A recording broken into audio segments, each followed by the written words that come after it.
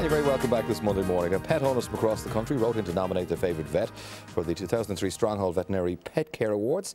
The judges look for an extraordinary vet who could balance the care for sick pets as well as comforting distraught pet owners. Through compelling nomination letters, veterinarian Annette was named the winner, and she joins us this morning now. And with us, she's got her own little doggy, Homer, who's here as well. And he's having a bit of a nap, isn't he? A bit of a nap, yeah. He was up early this morning. Oh, okay. Tell us a little bit how you were in line for the nomination. One of your customers or clients had to write in, is that right? Yeah, well, quite a few of them. We had nearly 70, I think, nominations. Yeah, it was excellent. So they wrote in lots of lovely letters. It was beautiful to read them all now. Excellent stuff. So well done. And who started the ball rolling? Anyone in particular?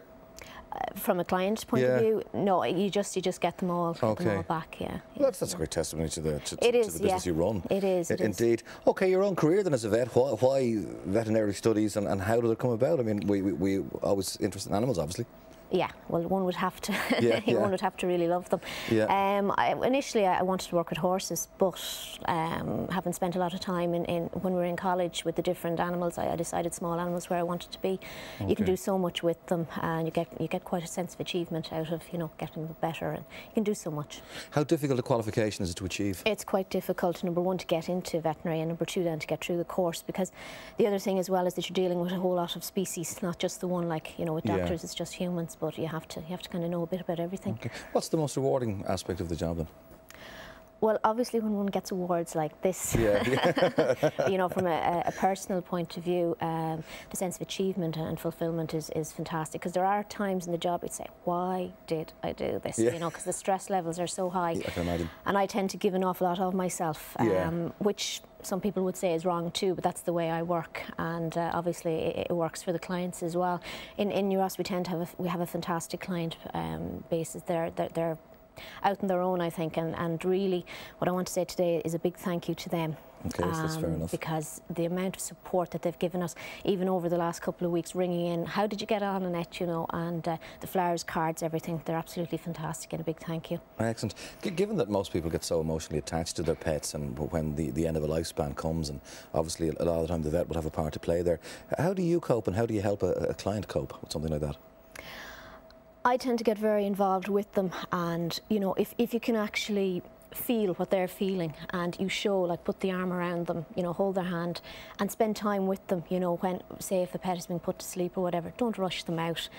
This is their lifelong. Some people, that's all they have. It's the same as a husband or a wife or whatever, and they get very, very attached to them. But I tend to get very involved. Again, that would take quite a lot out of the vet, maybe over time, but that's my secret. Communication. Would you go as far as recommending maybe counselling for somebody who's... There is, yes, certainly there is bereavement counselling. Okay, because people tend to laugh, but they don't realise just how attached you can become to your pet. And people would say, I'd often have so many people to be putting the dog or cat to sleep, and they'd say, I'm so stupid, people would laugh at me. And I'd say, no, that's wrong to think that. I said, there is bereavement counselling out there, and we would recommend, if somebody was very, very upset. But again, the odd phone call afterwards as well to see how they're getting on, or that helps as well. Now, what I want to ask you now is, how in God's name do you manage to work and run a very busy veterinary practice? You've 6 children as well. I've 6 children, yeah. They're probably all glued to the telly this morning, aren't they? Give a big wave there. Say hello to them this morning. Along with all the girls in the practice and all the lads, they're all there now. So, yeah, it's hectic.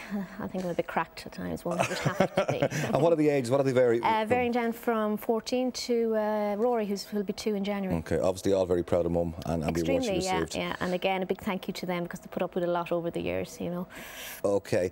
Tell us a little bit about the practices. Barrowside Veterinary Hospital, it's in New Cross in County Wexford. New Ross. New Ross, I beg your pardon. How many vets in it, and how busy is it?